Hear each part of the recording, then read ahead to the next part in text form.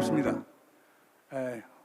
오늘 이 세션은 아시아 태평양 지역에 있어서 평화 안보를 어떻게 진흥시키느냐, 우리의 최대의 현안 과제죠. 요즘은 아시아 태평양보다도 인도 태평양을 많이 쓰는데 저희들은 그냥 계속 아시아 태평양이라고 하는 개념에 집중하도록 하겠습니다. 오늘 이런 세팅을 마련한 게 지금까지 무슨 아시아 태평양 지기에서 평화, 무슨 안보, 안정을 얘기할 때는 전부 다 기성세대들이 중심으로 오고, 보통 보면 회의를 하면 60대 이상 되시는 분들이 이제 많이 참여를 하고 그러거든요. 그래서 이번 JDC에서는 좀 젊은 분들의 의견을 좀 반영을 시키는 게 좋지 않겠느냐, 특히 젊은 지도자들. 그렇게 해서 그런 분들을 모셨습니다. 그래서 특히 이번 세션의 의미가 있는 것은 젊고 다 여성분들입니다. 왜냐하면 안보 얘기하면 남성들만 계속 나오는데 오늘은 여성분들 이렇게 모셨는데 오늘 세 분을 모셨습니다. 우선 우리 한국은 호스트니까 제일 마지막에 하고요. 처음에는 그 시모무라 아야카 일본 국회 참의원 의원입니다. 박수로 환영해 주십시오. 시모무라 참의원께서는 그 원폭 피해의 본고장인 히로시마 출신입니다. 바로 그런 이유 때문에, 또 아버님께서 서희 원폭 피해자이시기도 해서, 그래서 이 그 핵 확산 방지에 상당히 관심이 많고, 그 다음에 군비 통제, 군축에 상당히 많은 관심을 보여왔고요. 지금 일본 이펀 민주당 소속 참의원인데 지금도 이 분야에서 상당히 많은 활동을 하고 있습니다. 두 번째 참여자는 크이시 앵크바야르라고 하는 분입니다. 화면 보여주세요. 앵크바야르. 예. 그 몽고 인민당 피플스 파티의 국제국장을 맡고 있습니다. 아주 젊은 나이에 국제국장을 맡고 있고 유엔에서 활동을 많이 했습니다. 사실상 우리 앵크바야르 국장은 유엔에 있는 유엔 정치국에서 저희들에게 추천을 한 분입니다. 그래서 UNDP에서도 그렇고, 그다음에 유네스코에서도 그렇고, 유엔을 통해서 군비 통제와 군축 쪽에서 많은 활동을 해오는 아주 장래가 촉망되는 몽고의 정치인이자 시민사회 지도자이기도 합니다. 현재는 이제 옥스퍼드 대학에서도 가서 일을 하고 있고, 그래서 지금 몽고와 영국을 왔다 갔다 하는 그런 분입니다. 마지막으로는 여러분 잘 아시는 우리 이재정 의원님을 소개하겠습니다. 우선 박수로 환영해 주십시오. 이재정 의원님은 텔레비에 너무 많이 나오셨기 때문에 제가 소개 안 드려도 다 아시겠습니다만, 우리 민주당에서 대변인도 했었고, 그 다음에 지금 현재는 국회 외교통일위원회 간사를 맡고 계시고, 여당 간사를 맡고 계시죠. 그리고 당 정책위원회 수석 부의장을 또 맡고 있고, 지역구는 이제 안양이시죠. 그리고 하여간 어떻게 보면 리버럴 코즈, 아주 우리가 말하는 진보 아젠다에 있어서 외교 정책이라든가 여성 문제, 사회 문제 전반에 걸쳐서 상당히 많은 그 창의적인 제안을 많이 하셨고, 정말 사실 이 의원님은 젊지는 않으시는데 사실상 우리 한국적 기준에서는 이미 기득권 정치인이라고 얘기하지만 항상 젊은 생각을 갖고 계셔서 저희들이 특별히 우리 이 의원님 모셨습니다. 다시 한번 박수로 환영해 주십시오. 저는 사회를 맡고 있는 사람이고요. 저는 모자가 여러 개 있습니다. 그런데 오늘은 APLN이라고 있습니다. APLN이라는 것은 소위 핵 군축과 핵 확산 방지를 위한 아시아 태평양 지도자 회의라고 하는 국제 NGO가 있는데요. 그 창설자는 호주 외무장관 했던 게렛 에반스고, 지금 의장은 마티라고 인도네시아 외무장관을 한 6년 했던 분이 이제 맡고 있고, 저는 거기에 지금 부의장을 맡고 있습니다. 그래서 오늘 여기서 보는 것은 세종연구소 이사장이나 다른 타이틀을 갖고 하는 게 아니고 APLN의 부의장으로서 제가 사회를 보고 있습니다. 오늘 운영은 이렇게 하겠습니다. 이제 5분씩 기도 발제를 하시고, 그리고 시모무라 참의원님께서는 아마 국회 일정이 있어서 잠시 가서 아마 투표를 하고 오실 모양인 것 같은데, 다시 우리 토론할 때는 다시 오기로 했습니다. 그래서 세 분이 시모무라 참의원님께서는 5분 우선 기도 발제 먼저 해주시고, 그 다음에 앵크바야르 몽고 인민당 국제국장께서 해주시고 마지막으로 이재정 의원께서 이렇게 해서 한 15분에서 20분이 기조 발제가 있고요. 25분에서 30분을 제가 이 세 분들께 발표한 기조 발제를 중심으로 해서 제가 질문을 하고 나머지 30분 남는 부분에 대해서는 플로우하고 지금 이 유튜브 스트림을 보고 계신 분들이 질문을 해주시면 우리 진행자 측에서 해서 저에게 전달을 할 겁니다. 그러면 히오무라상 도저.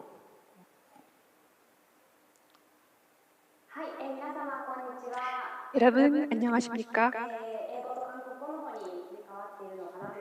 자, 이제 한국어 통역이 나가고 있을 텐데요. 저는 일본 참의원 시오무라 아야카 의원입니다. 오늘 이렇게 초대해 주셔서 진심으로 감사드립니다. 저는 아버지가 히로시마에서 피폭을 당했는데요. 그래서 저는 피폭 2세라 할 수 있겠습니다. 출신 배경이 평화에 대한 강한 열망이 있습니다. 오늘을 기점으로 우리는 아시아의 미래 그리고 나아가 세계의 평화를 구축해 나감에 있어서 또한 구성원의 일원이 될 수 있으면 좋겠습니다. 이번 테마는 매우 심오해서 5분 동안 제 의견을 말씀드리기에는 한계가 있겠는데요. 그래도 한번 해보도록 하겠습니다. 먼저 핵무기 금지 조약입니다. 일본이 여기에 참가하지 않는 것이 저는 피폭 2세이기 때문에 굉장히 안타까울 따름입니다. 핵 우상과 미일 동맹 문제가 있으니까요. 핵 보유국과 미 보유국의 가교 역할을 하겠다라는 것이 일본 정부의 설명인데요. 유일한 전쟁 피폭국인 일본이기에 솔선수범해서 참가를 하고 핵 보유국과의 융화와 그리고 가교 역할이 가능할 것입니다. 피폭 지역인 히로시마 출신인 기시다 씨가 지금 총리로 취임했음에도 불구하고 여전히 여기에 참가하지 않는 일본의 정치 상황이 안타깝고 또 다른 나라 사람들도 여전히 참가하지 않는 일본의 정치 상황이 안타깝고 이상하게 볼 것입니다. 핵 보유국과 미보유국의 대립 구도를 완화하고 또 해소하기 위해 한반도를 중심으로 하는 동북아에 이 비핵무기지를 설치하고 또 이를 확대해 나가야 할 것입니다. 저희 민주계 야당은 핵무기가 없는 세계를 실현하고자 합니다. 둘째, 리더십에 대해서 말씀드리도록 하겠습니다. 감염증 대책에 있어서 전 세계의 연계에 대해서입니다. 이번 팬데믹을 겪으면서 각국의 정보 제공이 불충분했다는 사실이 밝혀졌습니다. WHO는 국제보건 규정인 IHR에 따라서 WHO 감염증 감시 시스템을 구축하고 있는데요. 개도국의 경우 그 체제가 충분히 정비되어 있지 않았고 또 아웃브레이크, 즉 돌발 상황을 탐지해내는데 큰 문제가 있었습니다. 그 배경에는 지역과 언어에 따른 정보 격차, 그리고 각 질병 간 감시, 그 이외의 시스템들도 있을 텐데요. 그런 감시 체제 그리고 검사 시스템의 격차가 있는 것으로 보입니다. 이에 WHO는 예기치 못한 질병과 현상의 감지 그리고 보건 설비에 대한 접근이 좋지 않은 지역에서 강한 탐지력을 발휘할 수 있는 이벤트 베이스 서베일러스, 즉 EBS를 도입하고자 추진하고 있습니다. 이것을 공중보건 현상을 단위로 보고 이렇게 평가하는 시스템을 EBS라고 합니다.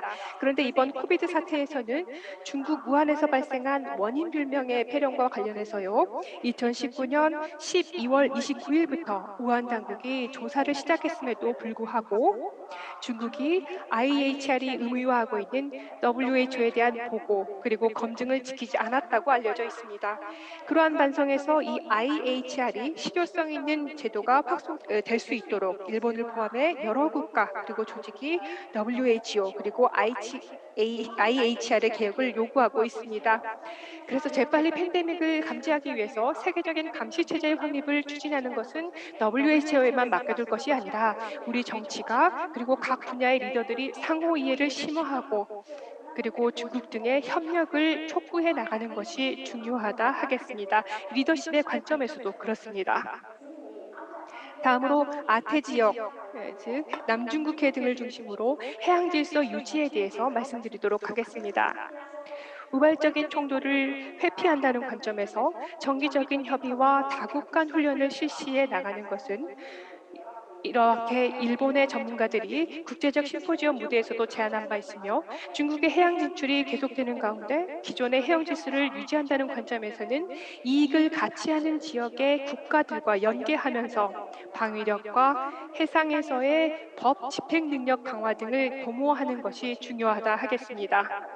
한편 방위력의 강화는 중국을 고립시키고 불필요한 군비 확장을 초래할 가능성이 있으니까요. 이 방위력 강화와 함께 중국의 협조적인 안전 보장을 촉구하기 위해 노력해야 할 것입니다.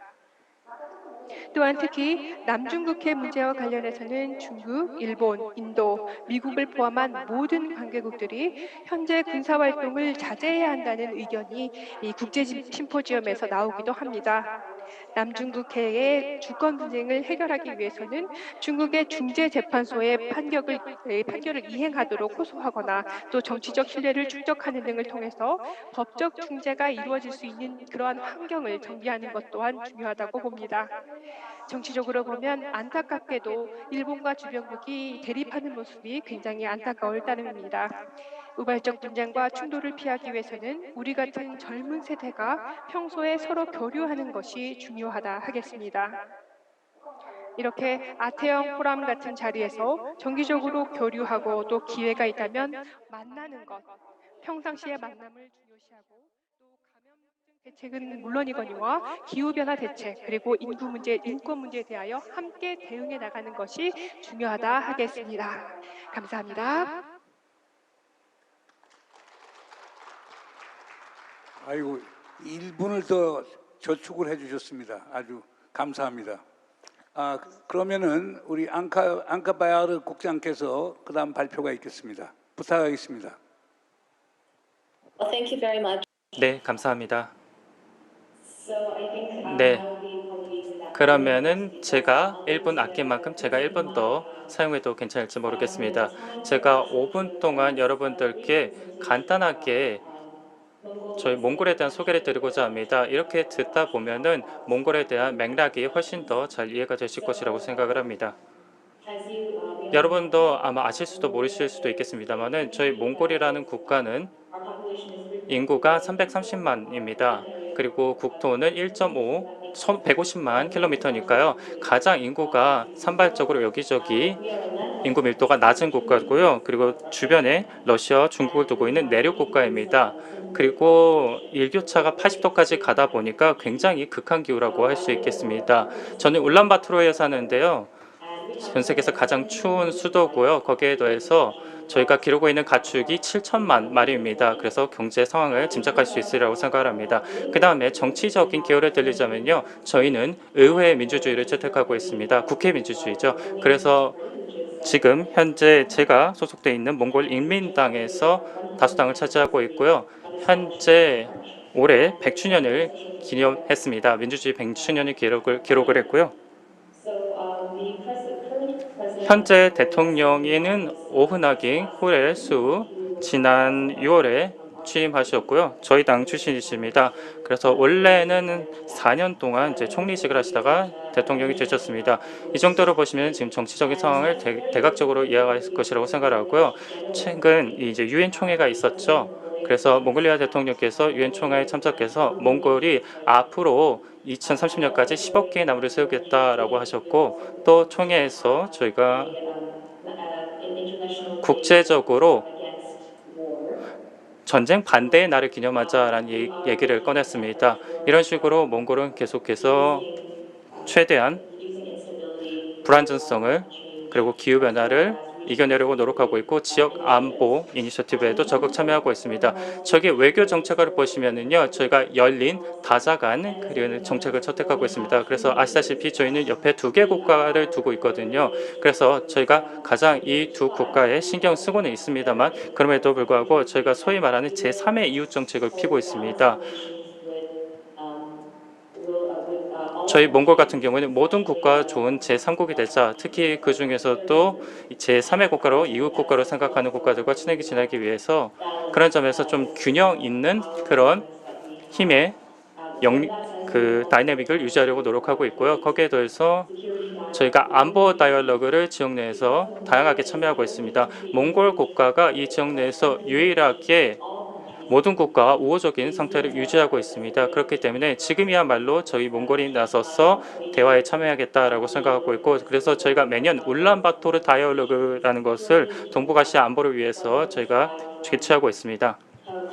그래서 현재까지 1.5회의 컨퍼런스를 1.5단계 컨퍼런스를 개최했습니다. 여기까지 간단하게 저희 몽골로에 대한 소개를 드렸고요. 패널 토론할 때 제가 좀 더 자세하게, 좀 더 깊게 말씀을 드리도록 하겠습니다. 몽골이 어떤 생각을 갖고 있는지 나중에 말씀드리겠습니다. 감사합니다.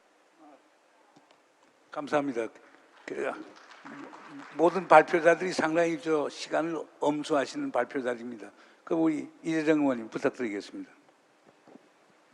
네, 그래서 제가 남은 시간을 더 쓸 수 있는 건가요? 벌써 시간은 돌아가고 있습니다.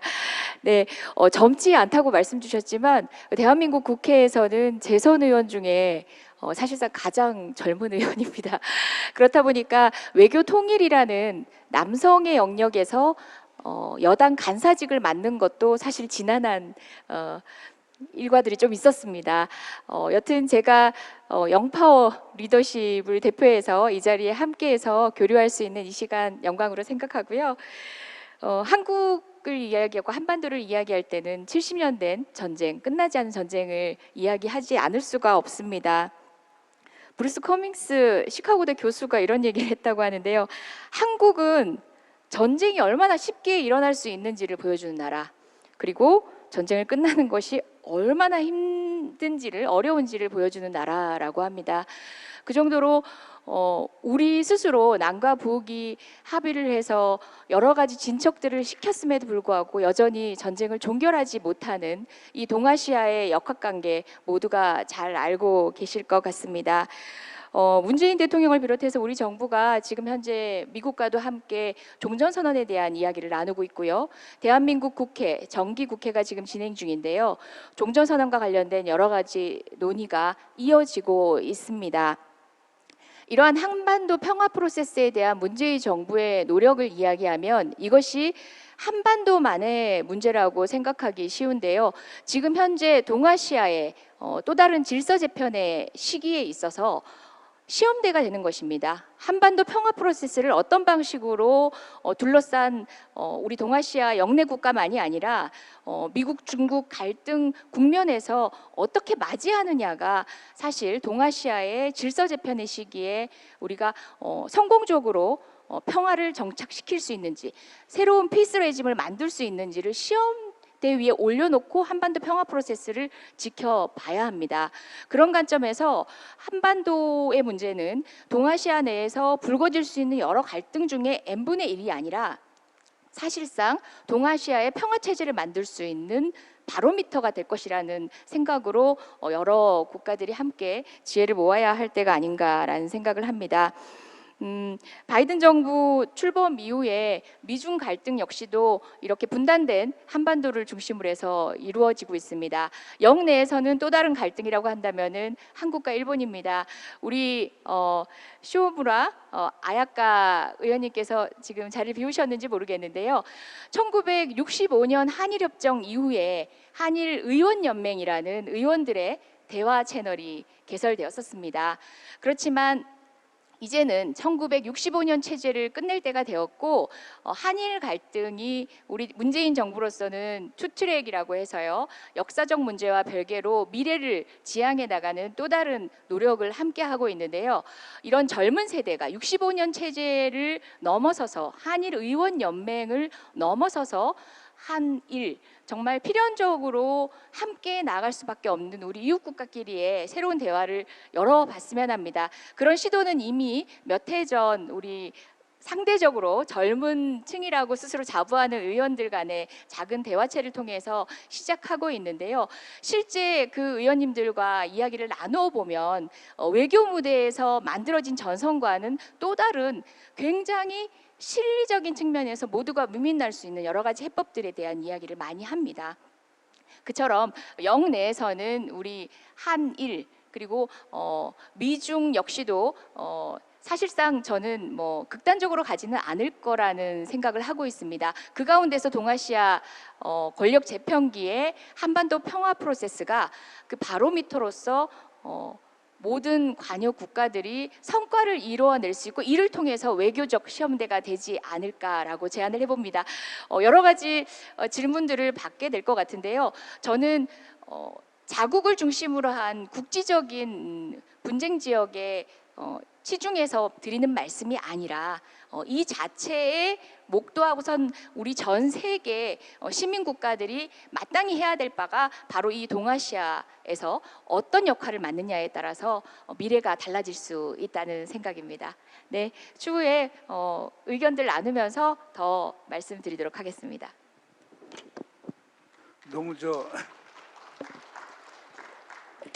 너무 모범생들만 있는 것 같습니다. 우리 시오무라 의원님 지금 계신가요? 계시면 좀 비춰주세요. 지금 안 계시죠? 그럼 우리 쪽 그거 이제 먼저 하도록 하겠습니다. 우리 이재정 의원님께 한 가지 여쭙고 싶은 게, 시오무라 의원께서 어떤 얘기를 했느냐면은 결국 핵금지 조약이라고 하는 것이 마땅히 체결이 돼야 되는데 일본 정부는 그거에 소위 비준을 안 해줬다. 근데 한국 정부도 그걸 안 해줬거든요. 근데 우리는 지금 한반도 비핵화해서 전 세계적으로 핵 없는 세상을 만들자라고 해서 오바마 대통령 때부터 우리가 그 핵 없는 세상이라고 하는 거대한 목표를 향해서 가는데 어떻게 해서 한국과 일본에서는 이거에 대해서 반대를 못합니까? 예, 조금 전 의원님께서도 말씀하셨지만 뭐 미일 동맹이라든지 또 우리 입장에서는 한미 동맹 그 역학관계 안에서 독자적 판단이 어려운 지점들이 있었던 것 같은데요. 아까 의원님께서 하셨던 말씀 중에 제가 응대해서 저도 같은 메시지를 더하고 싶었는데 제가 놓쳤던 부분이 있는데 우리 영내의 비핵화지대라는 이야기를 하셨어요. 저는 미러 갈등 상황에서 이제 초기 단계 뭐 솔트 1, 솔트 2처럼 우리 제한적 영내 지역에서 피스 레짐을 만드는 데 있어서 이 젊은 리더십을 발휘를 통해서 우리가 기존 체제를 뛰어넘은 좀 상상력을 통해서 한반도 비핵화가 아니라 영내 비핵화에 대한 논의를 시작해 보면 어떨까? 이제 정치적 액션으로서라도 저희가 먼저 좀 젊은 의원들이 나서 할 수 있는 피스 레짐을 향한 또 다른 한 축의 행동들이 있으면 어떨까라는 생각, 저도 마찬가지로 더해서 제안을 드려보고 싶었습니다.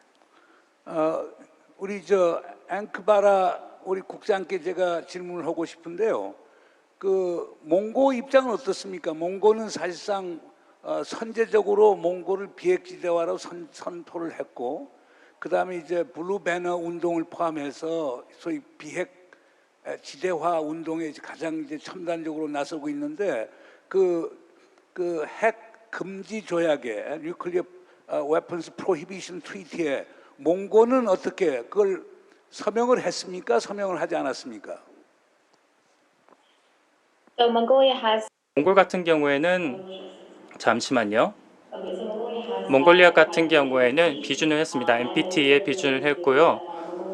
분명히 저희가 얘기했던 것은 몽골은 2000년도부터 핵 없는 지역을 만들겠다라고 해서 1992년에 사실 처음 선언을 하기는 했었습니다. 그런 점에서 본다면은 저희가 말씀하신 대로 비핵 확산 방향으로 나아가고 있는 것 같고요. 뿐만 아니라 저희 몽골 같은 경우에는 유일하게 말씀하신 대로 단일 국가 단위로서 핵무기 없는 지역을 만들겠다라고 선언을 했고요. 그렇기 때문에 저희가 명확한 목표를 세웠습니다. 이 부분에 대해서 지역 내에서 합의를 이끌고 나가겠다라고 얘기를까지 했는데요. 그렇기 때문에 우리 몽골의 위치가 굉장히 특별한 상황이라고 생각을 하고, 거기에 대해서 몽골과 지난 주변들의 국가들의 각각 몇십 년 동안 굉장히 좋았기 때문에 우호적인 관계라고나 할까요? 모든 지역 내 국가들과 우호적인 관계, 북한을 포함해서요. 그래서 우호적인 관계를 갖다 보니까 이러한 특별한 상황을 저희가 이용을 해서 우리 스스로가 조금 말씀하신 대로 핵무기 없는 지역으로 동북아에서 좀 특별한 지역으로 나아가고 있다. 그리고 그것이 굉장히 저희 외교 관계에 중요하다라고 느끼고 있습니다. 그러면 몽고에서는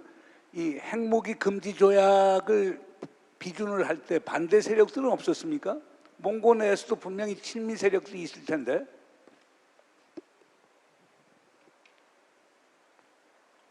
So we've ratified the 저희가 1970년에 조약에 서명을 했고요. 그 당시 제가 그때 당시는 어떤 상황인지 모르겠습니다만 그럼에도 불구하고 전체적으로 몽골이 굉장히 좀 중립적인 외교 정책을 유지했다고 생각합니다. 그런 점에서 봤을 때는 물론 중립성이라는 것이 그때마다 좀 다르겠습니다만 어쨌든 그런 점에서 봤을 때 저희가 어떤 정책을 세우든 비핵화 쪽으로 간 것 같습니다. Some misinterpretation. What I'm saying is this: you got 아니요, 제가 생각하기에 비핵화 조약 NPT가 있고요. 그리고 핵 무기 금지 조약이 있습니다. 그래서 몽고가 이 두 번째 핵 무기 금지 조약에 비준을 했는지 여쭤봤습니다. 네, 그건 잘 모르겠습니다. 제가 그건 어떤 조약인지 잘 모르겠습니다. But I understand the Mongol. 제가 알기로는요, 유엔 핵무기 금지 조약을 서명을 하신 걸로 알고 있습니다. 반면에 한국과 일본은 그 조약을 서명을 하지 않아서 비판을 많이 받고 있습니다. 일본 같은 경우는요, 이제 핵무기가 없는 세상에 대해서 주창을 해왔고, 또한 한국 또한 그 핵무기가 없는 한반도를 주장해왔기 때문에 그렇습니다. 민주당 같은 데도 사실상 그렇지 않습니까? 이제 그 핵 없는 한반도를 만들자는 게 문재인 대통령의 정책이고 또 민주당도 그런 걸 주장을 하는데 물론 저 야당은 좀 다른 시각을 갖고 있습니다만은 근데 왜 그 핵무기 금지 철폐 조약에 우리가 서명을 하지 않았죠? 그 국회에서 논의조차도 안 된 걸로 알고 있는데. 네, 지금 국회 상임위의 논의를 보면 그 핵무장을 해야 한다는 한 축의 논의가 심지어 진행되고 있기까지도 합니다. 그런 상황들이 비단 뭐 대북 문제뿐만 아니라 국방과 관련된 여러 가지 전략에 있어서도 한반도에서는 우리 한국에서는 늘 그 두 축의 치열한 갈등들이 사회적 합의를 통해서 좀 공론의 과정을 거치기 전까지는 정부의 결단만으로는 어려운 측면이 분명히 있습니다.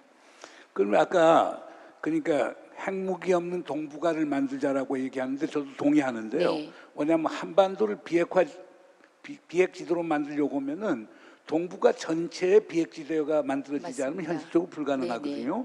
그 동북아 비핵지대화라고 하는 걸 여러 사람들이 이제 미국의 네. 토마스 피커링 전 국무부 차관 같은 미국 분들도 주장을 했었고 한국에서 우리 정욱식 박사가 이제 계속 주장해왔고 또 일본 같은 데도 야나기 일본에도 이제 나가사키 그룹을 중심으로 해서 계속 그걸 주장하고 있는데 지금 이 의원님께서 생각하시는 그 동북아 비핵지대화에 대해서 조금 설명을 해주시겠습니까? 네, 저는 지금 국회 내에서도 북한의 비핵화라는 말을 넘어서 한반도 비핵화라는 말을 하는 데까지도 어려움을 겪어왔습니다. 그게 바로 북한 핵 문제를 바라볼 때의 시각의 차이인데요. 한반도 비핵화라는 것 역시도 단면적일 수밖에 없다는 거죠. 복잡다단한 역학관계를 모두 미루어 하나하나 해결하고자 한다면 궁극적으로는 저희가 영내 비핵화의 지점들 어디까지 확장할 것인가의 문제는 차치하고서라도 그 문제를 전제로 하지 않고서는 저는 한반도 비핵화라는 말 자체가 우리 평화 프로세스에서 진행 자체가 어려운 거라는 생각입니다. 솔직할 필요가 있다는 이야기입니다. Miss Ankbara, 네, 크이시 앵크바이러시 몽골 정부가 지금 굉장히 적극적으로 비핵화 지대를 동북아 지역에 만들려고 노력하고 있는데요. 혹시 그런 방향에서 진전이 좀 있으셨나요? 저희 몽골 같은 경우에는 관련 컨퍼런스를 작년에 원래 조직하려고 했었습니다. 그래서 저희가 준비를 하면서 유엔이라던가 아니면 정부 간 회의를 통해서 비핵화 지대에 대한 얘기를 하려고 그랬는데요. 코로나 19 때문에 아직까지는 저희가 개최하지를 못했었습니다. 그다음에는 우리 지금 이재정 의원님께서 이제 종전선언 얘기를 하셨고 한반도 평화 프로세스를 얘기했는데 재밌어요. 제가 이제 질문을 이 세 분의 패널리스트한테 어떤 질문을 드렸냐면은 지금 동북아 지역이 당면하고 있는 또는 아시아 태평양 지역이 당면하고 있는 가장 중요한 쟁점들이 뭐냐라고 딱 하니까 시오무라 의원께서는 핵 확산 문제다라고 얘기를 하고 우리 이재정 의원님께서는 한반도에서 평화 체제 구축이 제일 중요하다고 얘기를 했고 그다음 우리 몽고의 앵크바라 국장께서는 타이완 문제가 가장 큰 문제라고 이렇게 지적을 했더라고요. 그러니까 똑같은 사물과 현상을 보더라도 각기 다른 시각이 있는데 지금 한반도 문제, 우리 문재인 대통령께서 유엔 연설에서 종전선언을 해야 된다고 얘기하고 지금 외교부가 노력을 많이 하고 있고 바로 며칠 전에도 우리 정의용 장관께서도 미국하고는 조율이 잘 됐다라고 얘기하는데 또 다른 한쪽에서는 된 게 하나도 없다고 그러는데 지금 도대체 종전선언이 뭡니까? 우리 많은 분들이 잘 모르시는 것 같아요. 그 선언이 그거 하면 전쟁이 끝나는 겁니까? 사실은 그 종전선언과 관련해서는 이미 그 북한과 여러 차례 지금 우리 그 지도자들끼리 만남을 할 때 있어서 이미 할 필요조차 없었던 거였습니다. 그런데 남북 관계가 경색되고 진행되던 북미 회담도 그 이후에 성과를 못 내면서 다시 종전선언의 이야기가 화두로 드러나고 있는데요. 그조차도 매듭 짓고 가지 않으면 안 되는 상황이 된 거죠. 그러니까 종전선언은 말 그대로 선언이라는 것이기 때문에 굉장히 정치적인 액션일 수밖에 없는 지점들이 있는데 아주 기초적 단계에서 스스로가 확정하고 지나가야 될 첫 번째 스텝이라는 정도의 의미라고 보시면 될 겁니다. 그 이후에 사실상 평화 체제로 나아가는 것이 실질적인 실체에 접근하는 것인데 그럼에도 불구하고 이런 선언적인 종전에 대한 이야기조차 아직은 굉장히 국제사회에서도 힘들었고 우리 대한민국 내에서도 언급하기조차 쉽지 않았던 거죠. 글쎄요, 그 대통령께서 이제 문재인 대통령께서 종전선언되는 건 우선 2018년 4월 27일 판문점 선언에서 사실상 남북 두 정상이 이제 약속을 했단 말이에요. 올해 안에 종전선언을 채택하겠다. 그러면 그때도 이제 문제가 많았죠. 뭐 제가 미국 가서 그거 발언했을 때 그거에 대해서 많은 비판도 있었고 했는데 근데 종전선언이라는 게 정치적이고 상징적 의미로서의 선언이고 그걸 통해서 북한 비핵화를 추동하고 그 다음에 북미 남북 간의 신뢰를 구축하고 그래서 긴장을 완화하고 그리고 더 나아가서는 이 종전선언을 만약에 남북 미중 4개 국가의 정상들이 가령 예를 들어서 내년 2월 북경 동계올림픽 같은 데 만나서 그 내 정상이 사실상 그런 선언을 채택하면은 다음 정부에 어느 정부가 들어온다고 해서 그걸 뒤집지는 못할 거거든요. 미국과 중국이 합의를 했기 때문에 그러면 종전선언을 입구로 하는 한반도 평화 프로세스가 준제도화, 완전한 제도가 아니라 준제도화가 될 수 있거든요. 정상이 만나서 그렇게 얘기하면 그 다음은 4개국 외교 장관들이 만나갖고 한반도 평화체제하고 동북아 다자안보 협력체제 같은 거 구축을 위한 어떤 모멘텀을 만들 수가 있는 거거든요. 그러니까 이런 다 기능적인 소위 다 목표를 위해서 한 게 종전선언인데 근데 우리 사회에서는 종전선언을 하게 되면은 뭐 주한미군 철수해야 된다, 한미동맹 끝내야 된다, 유엔군 사령부 해체해야 된다라고 하는데 그건 아닌 것 같아요. 그건 대통령께서도 분명히 얘기를 했거든요.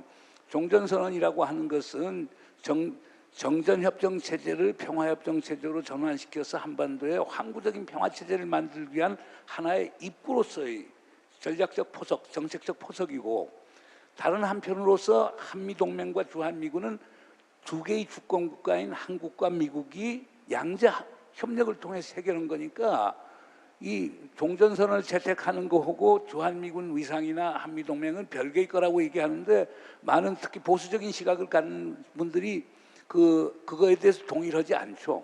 그래서 그분들 주장은 종전선언하면 바로 주한미군 철수 논의가 있어지고 유엔군 사령부 해체 문제 논의가 된다고 하는데 제가 볼 때 그거는 아닌 것 같은데요. 이게 한반도 평화 프로세스라는 건 현 정부에서 또는 다음 정부에서 될 수 있는 게 아니고요. 긴 여정인데 그 여정의 첫걸음을 이미 남북이 합의를 했으니까 그리고 트럼프 행정부 있을 때 미국도 거기에서 사실상 그거에 대해 축복을 해줬으니까 그 긴 평화의 긴 여정을 가는 첫 단계인데 그 첫 단계를 그렇게 그 부정적 시각에서 보고 의심찬 시각에서 보니까 문제가 있었던 게 아닌가 생각이 됩니다. 어제 시모무라 의원 들어오셨어요? 그러면은 예, 들어오셨네. I can't find that. 도저. It's okay. So I just came back here, but I can't find the plus. How can I say that? 지금 제가 들어왔는데 지금 통역 버튼이 어디 있는지 잘 모르겠습니다. 지금 통역 버튼이 아예 안 뜨고 있는데요. 아, 네네네. 이제 뜨네요. 의원님께 지금 제가 질문 하나 드리고 싶은 게 아까 안 계셔서 그런데 지금 질문 받을 수 있으시죠? 예. 근데 지금 아까 제가 이런 지적을 했습니다. 그 시모무라 의원님께서 그러니까 핵무기 금지 조약이라고 하는 걸 당연히 한국이나 일본이 그거에서 서명을 하고 비준을 했어야 되는데 한국하고 일본이 다 그걸 안 했다. 그러면서도 한국, 일본에서는 비핵지대와 비핵화를 얘기를 하는데 문제가 있는 것 아니냐는 말씀을 하셨는데 왜 일본은 원자폭탄의 피해 국가란 말이에요. 그런 국가에서 핵무기 금지 조약 같은데 왜 서명을 못했습니까? 그 이유가 어디 있습니까? はい、お答えさせていただきます。与党議員と私の見解ではちょっと違いがあるかもしれないんですが、基本的には日本もおそらく韓国もそうなんでしょうが、核の傘に守られているという前提がある、そういう前提がある。そして日米同盟もあると。そうなってきたときにこの条約に入ってしまうと矛盾が出てしまうのではないかと、そのように与党関係の方は言っているような状況です。ですからこれに対して基本的に私が感じているのはアメリカの方に忖度をした状態があるから署名ができないという状況になっているんだというふうに思っています。ただし私は非常に残念だと思うのが日本は唯一の戦争被爆国です。日米同盟があったとしても例えばその同盟結んでは日本だけではない。そうした国々、例えばフィリピンだったと思いますがどこだったかな、ごめんなさい、きちんと参加をしたりしているところがあるわけなんですよね。それを理由にやらないというところがやっぱりその日本とアメリカの強固な結びつきの強さがあるのだろうというふうに私は思っているところです。 근데 지금 사실상 그 핵금지 조약 반대하는 국가들이 대부분 다 미국 동맹들이에요. 그러니까 유럽에서도 미국 동맹, 한국, 일본, 호주, 미국의 동맹들이 사실상 핵금지 조약에 반대를 했던 거거든요. 그러니까 결국에 그러면 미국과 미국 동맹들은 결국에 핵무기 보유를 기정사실화하는 것 아니냐. 그리고 거기에는 일본 정부도 사실상 핵무기 금지 조약에 대해서 반대하는 가장 강한 입장을 택했거든요. 그러면 이런 문제는 어떻게 극복해야 될 것 같습니까? 우리 이재정 의원님 먼저 하시고 그 다음에 시모무라 의원님 한 말씀 하시고 그 다음에 앵크바라 국장께서 한 말씀 해주시면 좋겠네요. Sorry, was I just called on? Because the English language interpretation isn't working, so.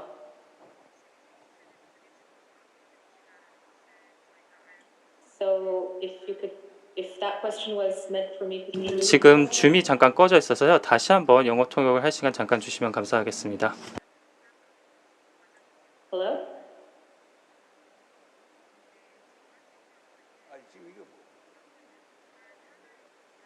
지금 뭐가 잘못된 것 같은데? 통역이 지금 안 돼서. 오케이. 그러니까 그러면 여기 다른 데가 들어오는 것 같은데 동티모르가 나오는 것 같은데. 1번.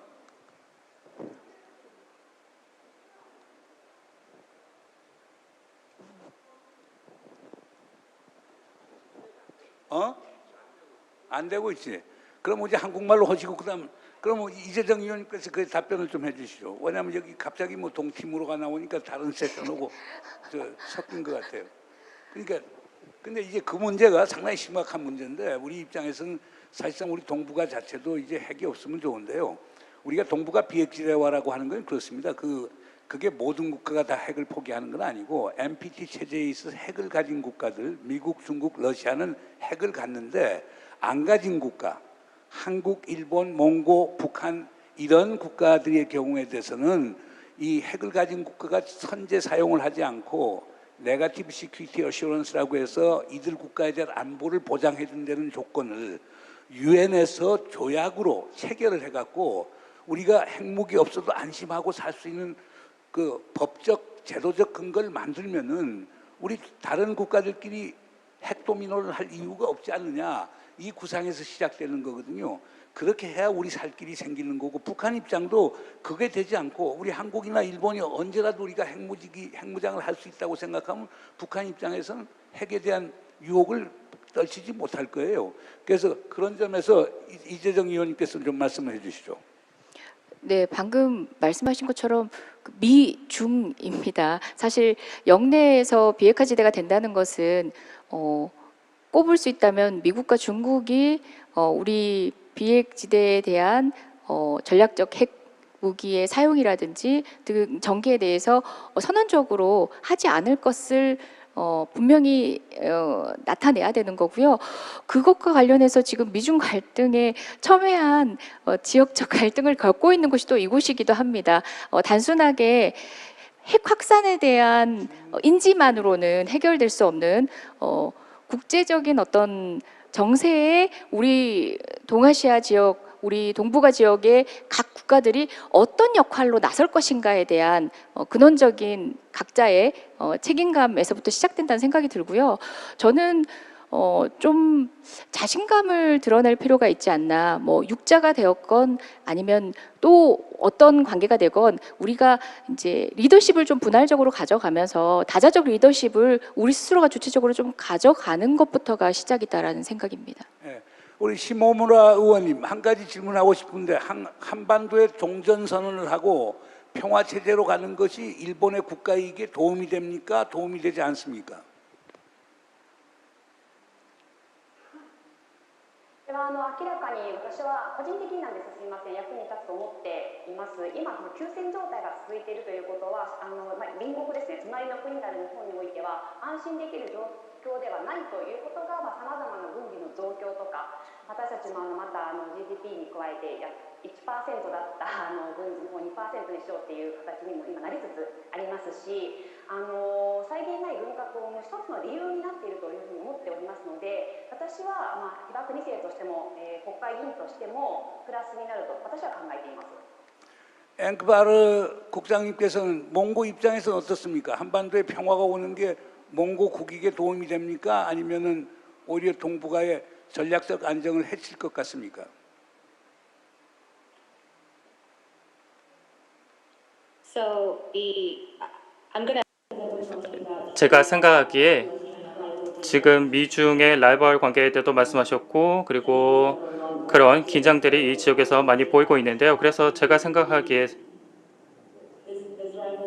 이 미중 관계는 사실 그동안 계속해서 이어져 왔던 것이고, 몽골 같은 작은 국가 입장에서는 굉장히 좀 어려운 점이 미중 갈등 관계로 많았습니다. 왜냐하면 전 세계를 반으로 양분해 놓고 있거든요. 그래서 저희 같은 국가들이 둘 중에 하나를 택하는 그런 방향으로 나갈 수밖에 없던 상황이 굉장히 많다 보니까 저희 스스로도 그런 긴장 관계가 굉장히 어려웠다라고 느꼈습니다. 그래서 외교 관계적으로도 좀 어렵다고 느꼈고, 그렇기 때문에 물론 저희 입장에서는 말씀하신 대로 종전선언을 하는 것이 저희한테는 도움이 될 거라고 생각을 하고, 여러 가지 긴장들이 좀 완화가 되면 저희 같은 작은 국가에는 훨씬 더 도움이 될 거라고 생각을 합니다. 왜냐하면 항상 그런 어려운 양자택일 관계를 저희가 했어야 되니까요. 도움이 될 것 같습니다. 이제 앵크바르 국장께서 또 하나의 우리 지금 이 지역의 큰 쟁점 문제를 이제 곁들여서 답해 주셨는데요. 이재정 의원님, 자, 미국과 중국이 이제 갈등 대립 구도에 있어요. 뭐 그 답변 속에서는 뭐 이 의원님께서 분명히 말씀을 하셨습니다만은, 자, 우리의 선택은 어떻게 해야 되는 겁니까? 미국과 중국 사이에서. 네, 지금 조금 전 많은 분들이 선택을 강요당하고 있다라고 이야기했는데, 분명히 대한민국 정부는 특정한 선택을 하는 게 아니라 그냥 막연한 중립이 아니라 국민의 이익에서 사안별로 이제 우리 대한민국 이익을 중점에 두고 사안별로 각 판단할 수밖에 없는 상황입니다. 이게 패권 경쟁이기도 하고 또 기술 전쟁이기도 하고 궁극적으로는 가치 재편의 문제라서 그런 경제적인 상황 등등까지 다 고려한다면 극단적으로 치달을 것 같진 않다는 생각입니다. 저는 대한민국이 여러 측면에서 실제 우리 국회 내에서조차도 선택을 강요당하는 모양새를 취하고 있습니다. 그래서 우리 정부 입장이 무엇이냐 분명히 해야 된다라는 이야기를 우리 야당도 많이들 하고 계신데요. 대한민국의 국익에서 현안별로 대응할 수밖에 없는 것이 현실이고요. 그리고 또 그 상황에서 막연히 이제 미중에게 맡겨 쳐다볼 것들이 아니라 우리 스스로가 미중이라고 얘기하는 과정에서의 어떤 경제 의존도 때문에 휘청이고는 있지만 영내에서 가지는 우리의 그립감들 그리고 다자체제를 통해서 우리가 이 공백을 어떻게 채워나갈 것인가에 대한 조금 적극적인 노력들이 필요하지 않나라는 생각 또 반복해서 말씀드려봅니다. 시모무라 의원님, 일본은 미국하고 이미 미국을 선택한 거 아닙니까? 어떻습니까?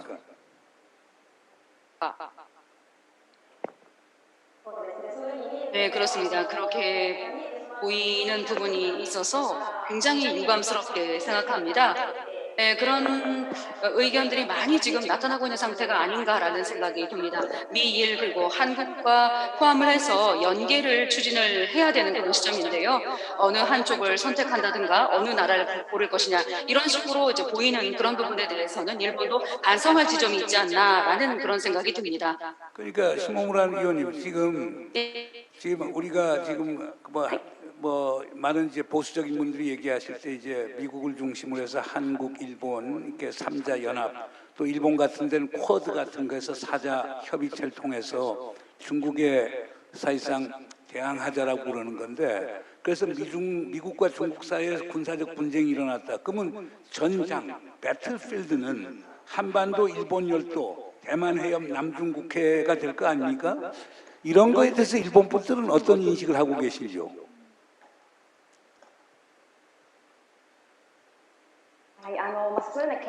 예, 그러한 우려가 있기 때문에 다양한 의견이 있는데요. 역시 이렇게 하는 것이 하나의 억지력이 되는 것이 아니냐라는 의견들도 있습니다. 다른 한편으로는요, 제가 아까 5분 동안에 제가 모두 발언에서 말씀을 드렸다시피 어떤 협조 노선을 각국에서 확고하게 잡아나가는 것, 이런 어떤 분리론과 협조론 두 가지가 있는 것 같습니다. 어느 쪽이 됐든 간에 중국이 됐든 북한이라는 어떤 위협이 있는 가운데서 우발적인 충돌이 발생해서는 안 되기 때문에 어느 쪽이든 간에 확실하게 생각을 해서 전진해 나가야 된다고 생각합니다. 역시 외교라는 것은 논의, 대화 이런 것들이 기본이기 때문에요. 신뢰관계를 구축하는 것이 중요하다고 생각합니다. 자, 이제 마지막 질문으로요. 우리 이재정 의원님께서 상당히 중요한 말씀을 하셨거든요. 한일 의원연맹이 있는데 요즘 상당히 좀 활동이 별로 없는 것 같다. 그래서 한일 의원연맹 중에서도 젊은 국회의원들 중심으로 지금 협의해서 나가자라고 하는 얘기가 나왔거든요. 그러면 이 아시아 태평양 지역에서 평화, 안정, 안보를 만드는데 가장 큰 수혜자는 젊은 세대가 될 거거든요. 저처럼 70이 넘은 사람들은 뭐 오래 살지는 못할 거니까 큰 혜택을 못 보겠지만 지금 젊은 분들은 가장 큰 혜택을 보게 될 것인데 앵파르 국장께서 보실 때는 우리 젊은 청년 지도자들 또는 젊은 지도자 사이에 아시아 태평양 지역의 평화 안보를 위해서 어떤 협력을 해야 된다고 보십니까? 물론 작성하신 답변에는 자세히 설명했는데 간단히 좀 설명을 해주시죠. Sure, thank you. 네, 감사합니다. 제가 두 가지 프로젝트를 지금 유행가했었습니다. 그 중에 하나가 젊은 리더들로서 우리가 우리 스스로를 굉장히 좀 적극적으로 노력해야 된다. 그래서 국경 넘어 협력을 해야 된다. 역사적인 차이를 극복하고 우리의 지역적인 어떤 지리적인 한계를 극복해야 된다라고 얘기를 했고 조금 더 교육을 많이 받아서 여러 사안에 대해서 잘 이해해야 된다. 그래야 조금 좀 퀄리티가 좋은 의사결정을 할 수 있다라는 얘기가 나오고 있습니다. UNTPP에서도 유네스코와 함께 소위 말하는 Featuring Northeast Asia Dialogue라는 것을 몇 달 전에 저희가 시작을 했었는데요. 그 과정을 통해서 우리가 소통을 좀 잘 할 수 있다고 느꼈습니다. 세대 간 소통도 여기 포함되는데요. 여러분도 느끼셨겠지만 아까도 말씀하셨지만 많은 경우 굉장히 많은 대화들이 이 세대 간 대화가 이루어지지 않는 경우가 굉장히 많습니다. 그렇기 때문에 이런 식으로 우리 스스로 어떤 정체성을 동북아의 젊은 리더로서 발견해 나가면서 이런 과정을 통해서 이게 뭐 동맹이 되든 아니면 집단적인 어떤 그런 연합체가 되든 이런 얘기를 하는 것들이 굉장히 중요할 것이라고 보고 있습니다. 그 시모무라 의원님 지금 플로우에서 지금 질문을 받도록 하겠습니다. 시모무라 의원님께 질문이 있는데요. 젊은이들의 교류가 중요하다고 이렇게 말씀해 주셨는데 좀 더 구체적으로 어떤 방식의 대화와 협력이 필요한지 그리고 그런 것들이 군사 분쟁을 예방하거나 막는데 어떻게 도움이 될 수 있는지 간단하게 말씀 좀 해주시겠습니까?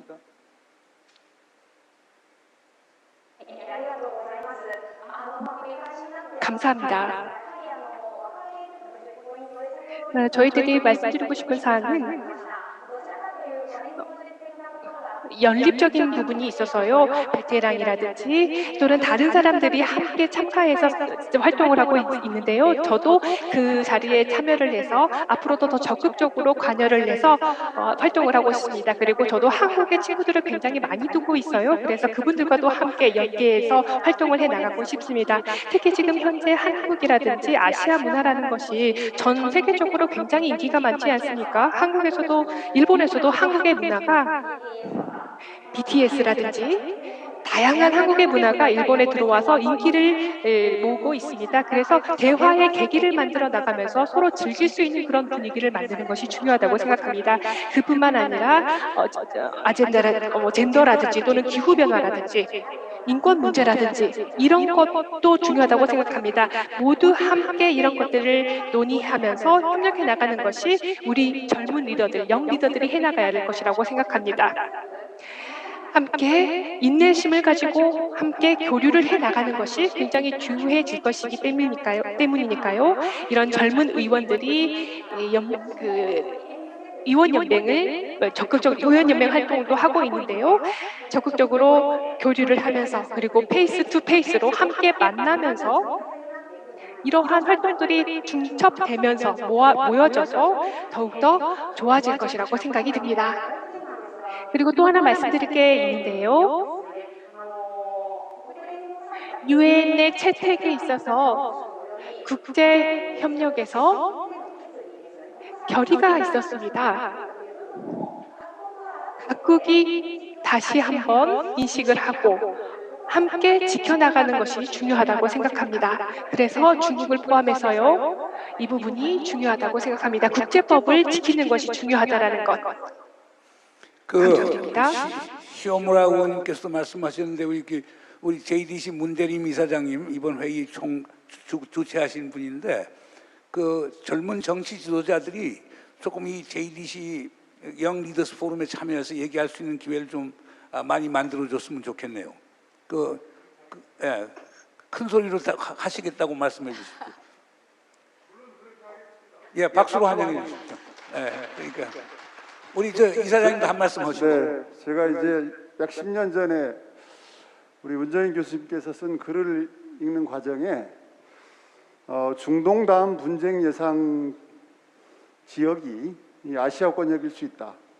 미국과 중국과의 관계, 미국과 북한과의 관계, 북한과 일본과의 관계, 일본과 중국과의 관계, 여러 관계들이 대만과 이제 중국과의 관계 어느 하나가 잘못되게 되면 화약고가 될 수 있다. 라는 얘기가 읽었던 기억이 나고요. 오늘 우리 이재정 의원님께서는 비관적이지 않다라는 얘기를 해주셨습니다. 10년이 지난 지금 시점에서 오늘 좌장을 맡고 계시지만 앞으로 이제 그 동북아 이론에서 10년 전에 예상했던 중동 다음 분쟁 지역으로 예상했던 그런 부분과 앞으로 그런 것들을 항구적으로 예방하기 위해서 평화의 섬 제주에서 우리 제주 지역 청년들이 또는 이제 대한민국 아시아권역의 아태 청년 리더들이 앞으로 어떠한 일들을 해나갔으면 좋겠다. 저희가 장은 마련하겠습니다. 근데 그런 말씀을 좀 주시면 고맙겠습니다. 네. 시오무라 의원님, 자, 우리 여기 JDC 이사장님께서 이런 회의를 계속 개최하겠다니까 시오무라 의원님께서는 계속 참석하시는 거죠?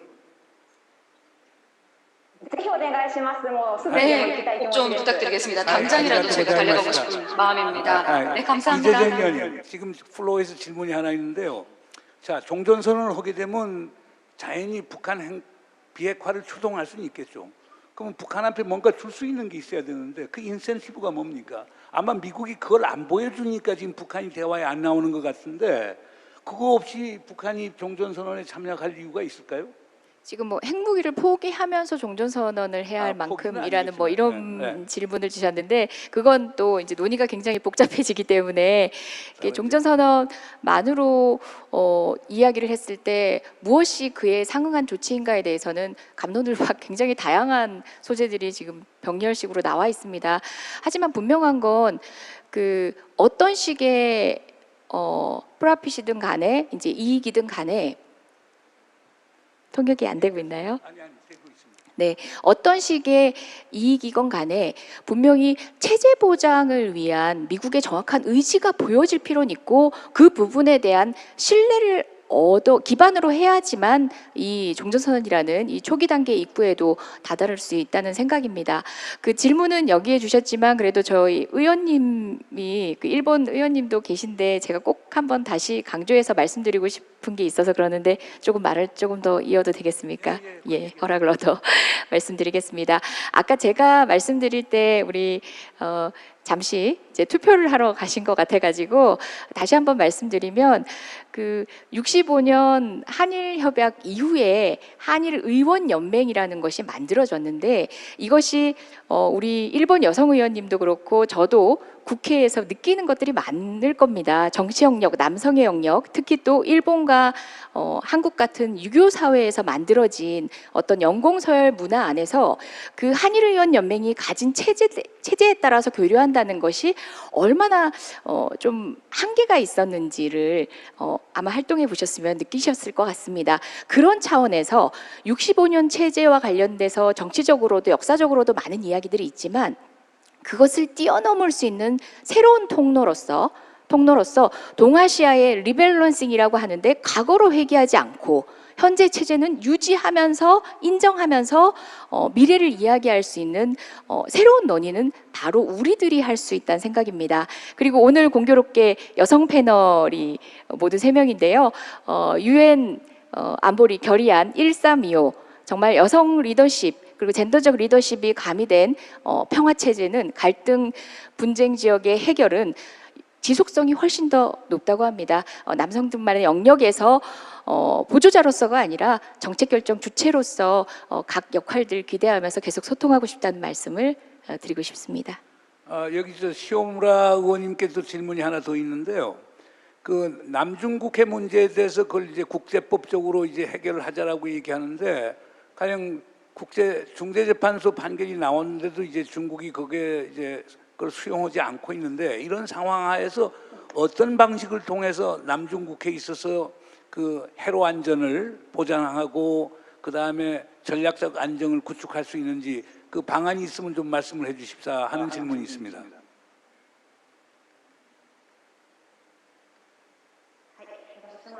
네, 질문 주셔서 감사드립니다. 이 문제는 굉장히 어려운 측면이 있다라고 생각이 됩니다. 저는 민주 쪽의 그 의원이기 때문에요. 역시 저는 이제 확실하게 기본적으로는 국제법을 지키도록 해서 국제적인 협조 노선을 중국도 걸어야 한다라는 생각을 강력하게 이 자리에서 좀 말씀드리고 싶은 부분이 있습니다. 네, 그렇게 여러분들께서도 생각해 주시면 좋겠다라는 생각이 들고요. 다른 측면에서 살펴보면 역시 그 여당 의원들을 중심으로 해서 군사력이라고 할까요? 군사라는 표현을 쓰면 좀 이상하겠죠. 그 부분을 좀 강화해야 되겠다라는 의견들이 강력하게 대두되고 있습니다. 국민들 중에서도 그런 부분을 지지하는 그런 사람들이 많이 생기고 있기 때문에요. 중국에 대해서는 확실히 그 국제법을 규범으로서 지키도록 해야 한다라고 생각하고요. 우발적인 일들이 생길 수 있는 그런 위험성이 조금 높아질 수 있다는 부분을 이해해야 된다고 생각하고요. 어쨌든 과거로 돌아가지 않도록요. 더욱더 컨버세이션, 대화를 통해서 협조해야 된다라는 그런 입장이라는 점을 말씀드리고 싶습니다. Now I have one question to Mr. 다음에 크이시 앵크바라님께 질문이 있습니다. 몽골 같은 경우에는 현재 미중 관계에서 어떠한 입장을 취하고 계신가요? 그리고 그런 관계가 몽골과 한국 아니면 일본과의 관계에 어떤 영향을 미치고 있나요?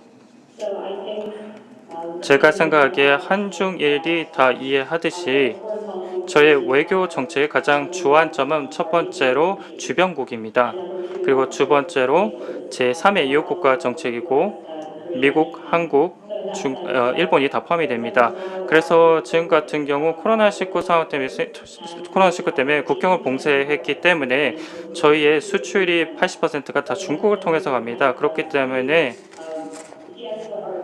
예측을 하시겠지만 중국에 굉장히 생각을 많이 쓰고 있고요. 그리고 몽골 같은 경우에는 저희가 이 민주주의 국가로서 이 큰 지정학적인 위치를 차지하고 있습니다만 그럼에도 불구하고 저희가 앞으로 제3의 이웃국가랑 함께 협력을 해서 민주주의를 좀 더 발전시키고자 노력을 하고 있습니다. 그렇기 때문에 가급적이면 균형을 최대한 유지하려고 노력하고 있습니다. 또 다른 질문 있습니까? 저 진행자 측에서 질문 더 있으면 올려주세요. 여기 플로우에 계신 분이 기회를 못 가지셨는데 플로우에 계신 분 좀 서서 질문 제가 볼 때는 한 개나 두 개 정도는 받을 수 있을 것 같습니다. 플로우에서 이문정 교수께서 질문 하나 있으시면 좀 하시죠. 마이크 좀 갖다 주세요. 여기.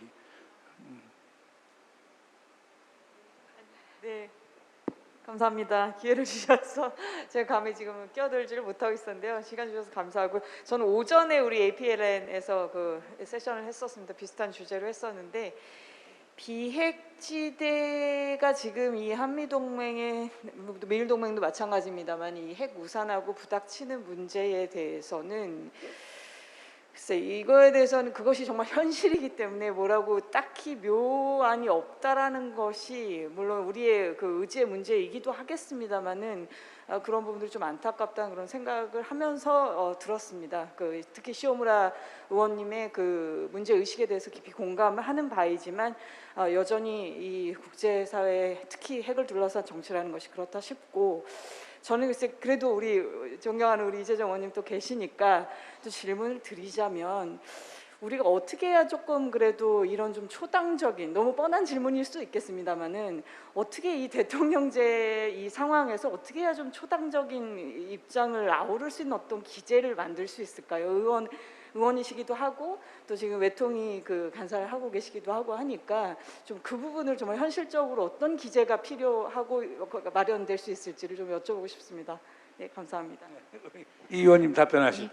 흔히 뭐 남남 갈등 이제 번역이 어떻게 되고 우리 해외에서 참여하신 우리 정치인 분들에게는 어떻게 이해가 될지 모르겠지만 한국 내에서 국제사회를 둘러싼 대북 문제라든지 북미 대화를 바라보는 입장에서는 아주 첨예한 입장의 차이가 있습니다. 보수당과 상대적으로 진보당인 저희 당이 굉장히 다른 입장 차를 가지고 있는데요. 대한민국에는 다른 나라에 없는 카운터파트가 없는 거죠. 통일부라는 부처가 있습니다.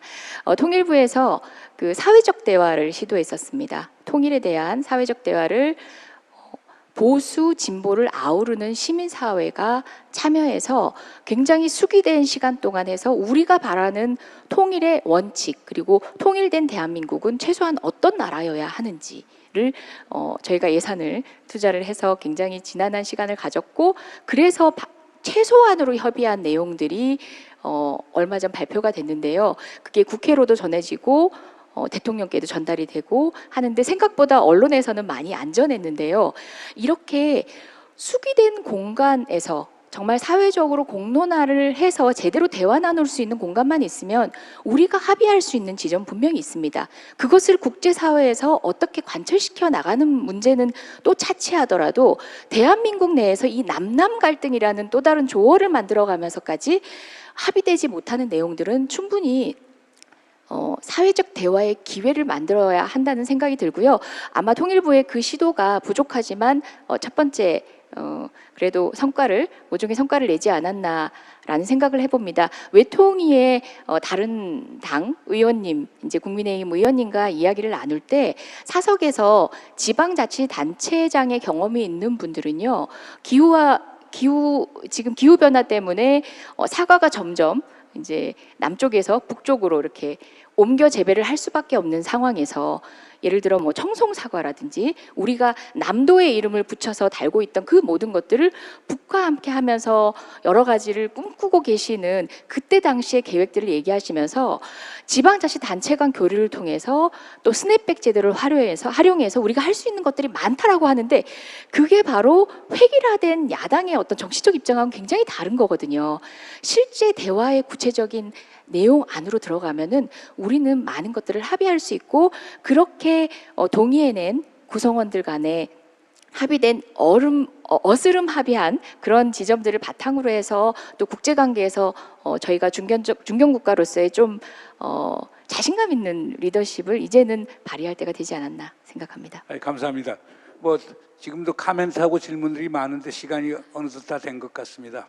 하나 분명한 거는요. 아시아 태평양 더 나아가서는 동북아의 안보 환경이 상당히 어렵다. 핵 확산 문제도 있고 한반도에서 지속되는 끝나지 않은 전쟁의 문제도 있고 미중 대결 구도 하에 속에서 남중국해 대만 해협 문제도 다 하나의 화약고로 지금 다 남아 있다.